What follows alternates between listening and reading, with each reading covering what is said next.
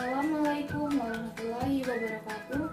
Om Swastiastu, salam, namo buddhaya, salam kebajikan, salam sejahtera bagi kita semua. Perkenalkan, nama saya Tasya Hikmah Ramadhanti Beninda dengan NIM 2013091002 dari kelas 2 Biologi Murni. Di sini saya akan mengidentifikasi dari jenis tanaman monokotil dan dikotil. Sebelum itu, mari kita simak penjelasan dari pengertian tanaman monokotil dan dikotil beserta ciri-cirinya.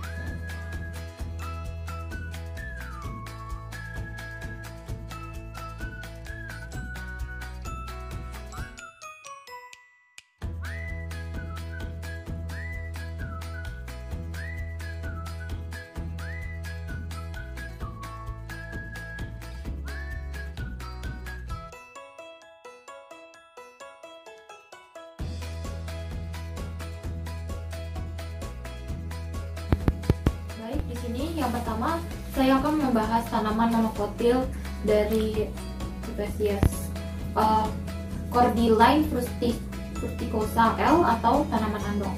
Yang pertama, jika dilihat dari akar tanaman andong ini merupakan akar serabut, lalu batangnya ini merupakan batang yang berkayu dan bercabang. Selanjutnya, pada daun tanaman andong ini berwarna merah kecoklatan dan tipe daunnya itu tunggal dan tulang daunnya itu menirit.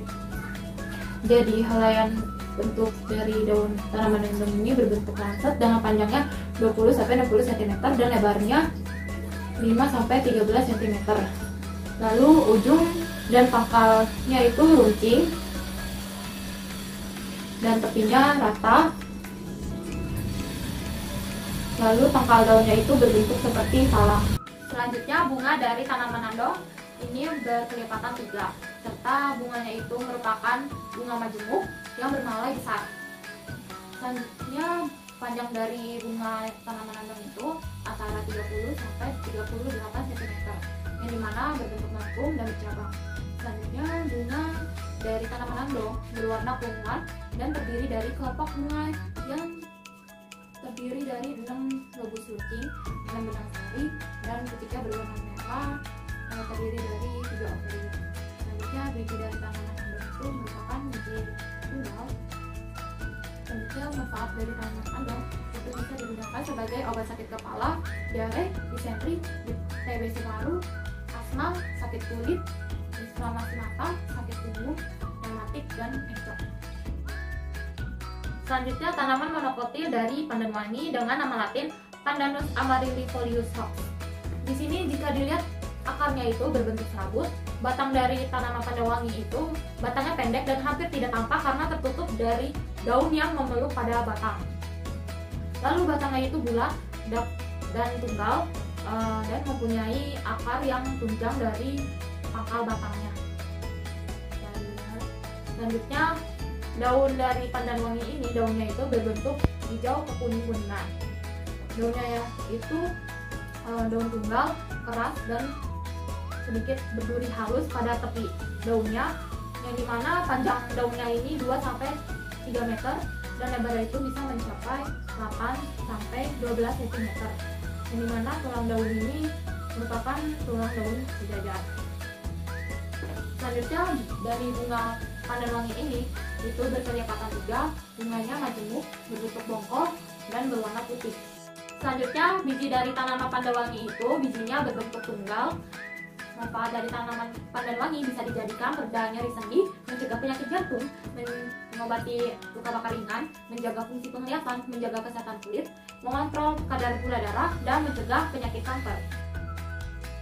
Tanaman monokotil selanjutnya yaitu dari lidah mertua dengan nama latin Sansevieria trifasciata var.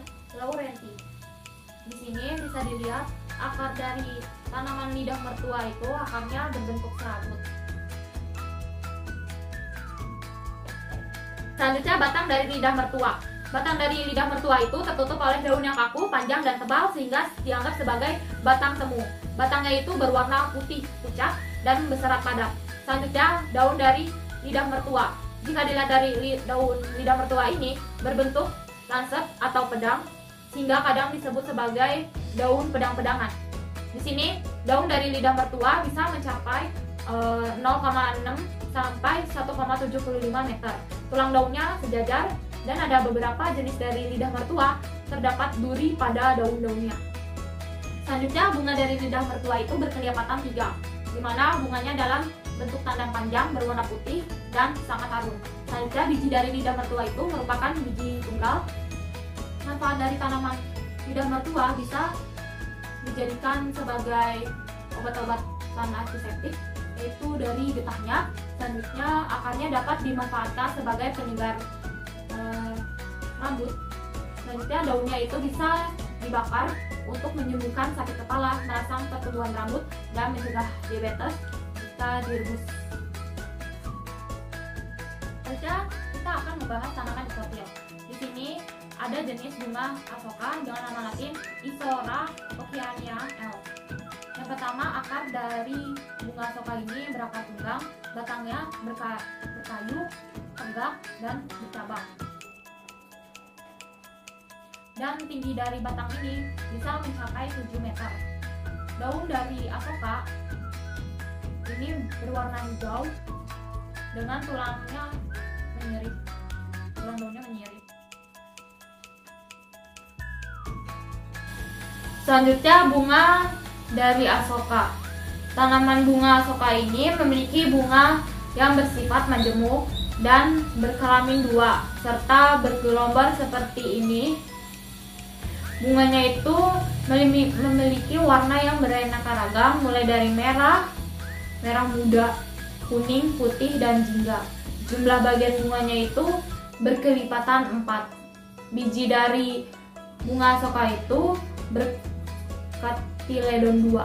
Selanjutnya, manfaat dari bunga asoka bisa dijadikan sebagai pelancaran sirkulasi darah, mencegah peradangan, melancarkan haid, mencegah anemia, mengatasi wasir, dan meringankan kram pada betis.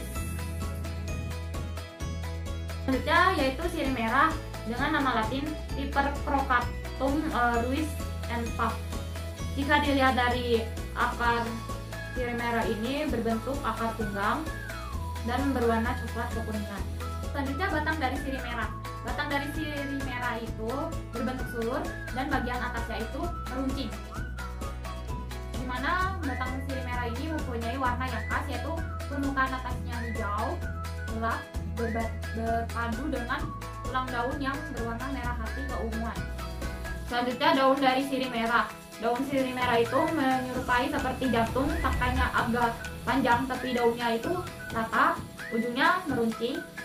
Pangkal daunnya berlekuk, tulang daunnya menyirip, daging daunnya itu tipis, permukaan daunnya itu berwarna hijau dan licin.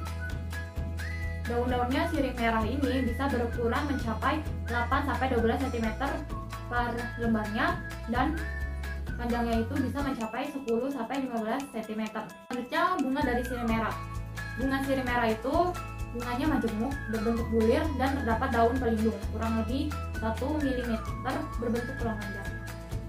Pada bulir jantan, panjangnya itu bisa sekitar 1,5-3 cm dan terdapat 2 benang sari yang pendek, sedangkan pada butir betina panjangnya sekitar 1,5 cm sampai 6 cm. Dan terdapat kepala putih 3-5 buah berwarna putih dan hijau keunguan. Selanjutnya, biji dari sirih merah itu berkatiledon 2. Selanjutnya, manfaat dari daun sirih merah itu banyak sekali manfaatnya. Bisa menurunkan asam urat, menurunkan tekanan darah, mengobati hepatitis, dan bisa mengobati emah atau asam lambung. Selanjutnya, tanaman dari dikotil lainnya itu ada dari seledri dengan nama latinnya Apium graveolens. Yang pertama, akar dari seledri. Jika dilihat ini, akarnya itu akar tunggang, kemudian mempunyai serabut akar yang menyebar ke samping dengan radiusnya 5-9 cm dari pangkal batang tanaman ini. Selanjutnya, batang dari seledri itu terlihat kecil atau tingginya kurang lebih 1 meter, memiliki batang yang lunak. Selanjutnya, dari daun seledri. Daun seledri ini bersifat majemuk dan tulang daunnya itu menyirip dengan ukuran panjangnya 2-7,5 cm dan memiliki lebarnya 2-5 cm Selanjutnya, bunga dari daun seledri itu bersifat majemuk, berkelipatan 5, dan berwarna hijau keputihan. Memiliki tangkai kelopak yang panjangnya bisa mencapai 2,5 cm. Bagian pangkalnya berdekatan dengan warnanya tuh putih.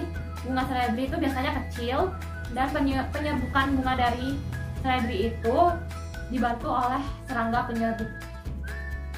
Selanjutnya, biji dari seledri itu berkatiledon 2. Manfaat dari tanaman seledri ini bisa membantu dalam perbaikan gigi, mencegah penyakit ginjal, memperkuat fungsi hati, dan melancarkan peredaran darah.